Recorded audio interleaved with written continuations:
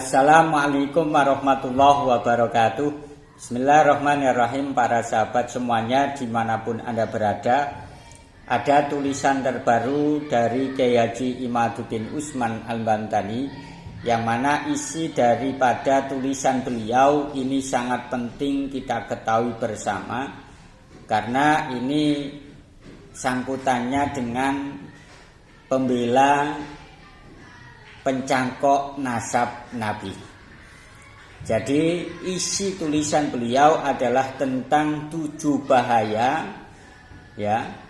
terhadap mereka yang masih membela pencangkok nasab Nabi Muhammad SAW.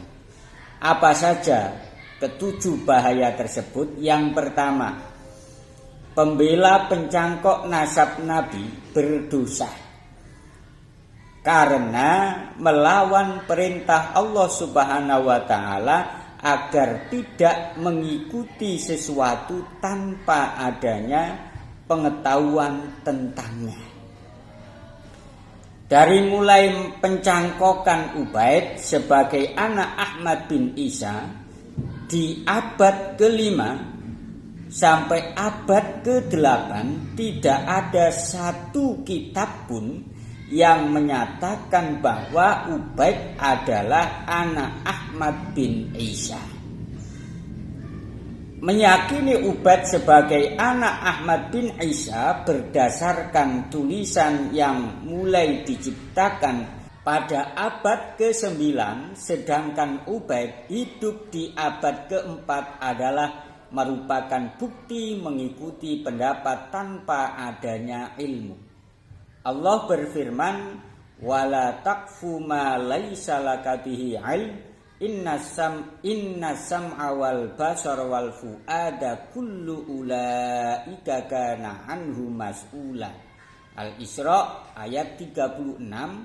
Dan janganlah kamu mengikuti apa yang kamu tidak mempunyai pengetahuan tentangnya. Sesungguhnya pendengaran, penglihatan, dan hati semuanya itu akan diminta pertanggungjawabnya. Al-Isra ayat 36. Yang kedua, pembela pencangkok nasab Nabi termasuk orang yang merendahkan Nabi Muhammad SAW. Imam Ibnu Hajar Al-Haytami berkata, yang bagi likulli ahadin ayyakuna lahu wirah fi hadan nasabis syarif wa dhabtu hatta la yantasibu ilaihi sallallahu alaihi wasallam ahadun illa bihaqqin. Seyogianya bagi setiap orang yang mempunyai kecemburuan terhadap nasab mulia Nabi Muhammad sallallahu alaihi wasallam dan mendobitnya atau memeriksanya, sehingga seseorang tidak menisbahkan diri kepada nasab Nabi Muhammad sallallahu alaihi wasallam illa bihaqqin, kecuali dengan sebenarnya.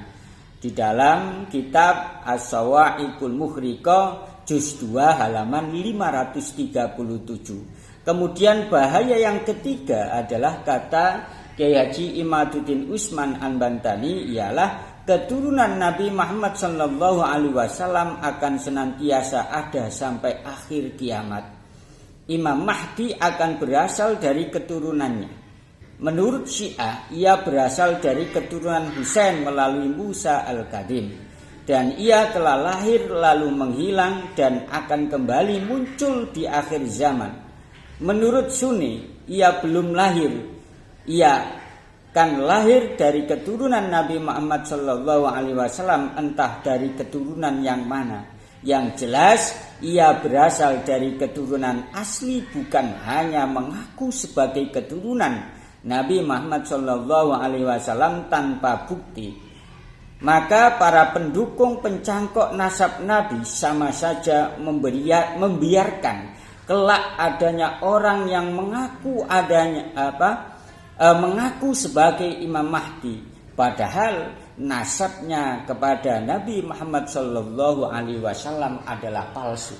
Bahaya yang keempat, jika yang membela dan mempercayai para pencangkok nasab adalah seorang pengasuh pesantren maka para santrinya kelak akan menjadi target para pencangkok untuk diperas, karena para pencangkok mengetahui bahwa kiainya adalah salah satu mukibin yang mempercayai mereka sebagai keturunan Nabi. Bahaya yang kelima, kata beliau Kiai Imaduddin Usman, para santri dari kiai yang membela dan mempercayai pencangkok nasab akan menjadi santri yang tidak punya kemandirian dalam berpikir. Kecerdasannya akan dibatasi oleh bayang-bayang ancaman gurunya bahwa santri yang tidak mempercayai para pencangkok nasab, maka ilmunya tidak akan barokah dan sanadnya terputus. Akhirnya ia akan menjadi santri yang terjajah dalam pemikiran dan perasaan. Ia tidak akan pernah mendapatkan hakikat kebenaran berdasarkan ilmu pengetahuan yang ia miliki. Bahaya yang keenam, jika yang mempercayai para pencangkok nasab adalah para pengusaha dan pejabat, maka ia akan menjadi ladang pemerasan dengan kamuflase barokah usaha atau jabatan yang akan ia dapatkan. Padahal jabatan dan kemajuan usahanya selama ini adalah karena nikmat yang Allah berikan berdasarkan kerja kerasnya, bukan karena ia percaya para pencangkok nasab itu.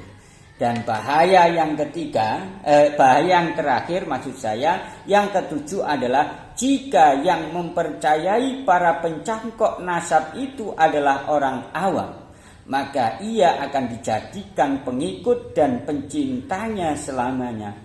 Para pengikut dan pecinta hanya akan dimanfaatkan oleh para pengikut, dan pecinta hanya akan dimanfaatkan oleh para pencangkok nasab untuk memperlihatkan kepada orang lain bahwa ia mempunyai kemuliaan dengan banyaknya pengikut dan pecinta yang menjadi jamaahnya. Selamanya jamaahnya tersebut hanya didoktrin untuk terus mencintainya dan tidak diajarkan untuk menjadi lebih mulia dari dirinya. Itu 7 bahaya, ya, 7 bahaya yang menimpa mereka yang masih membela pencangkok nasab Nabi Muhammad SAW inda Kiai Haji Imaduddin Usman Al-Bantani. Dan kalau kita teliti ke-7 bahaya itu, ya memang benar. Itu saja. Assalamualaikum warahmatullahi wabarakatuh.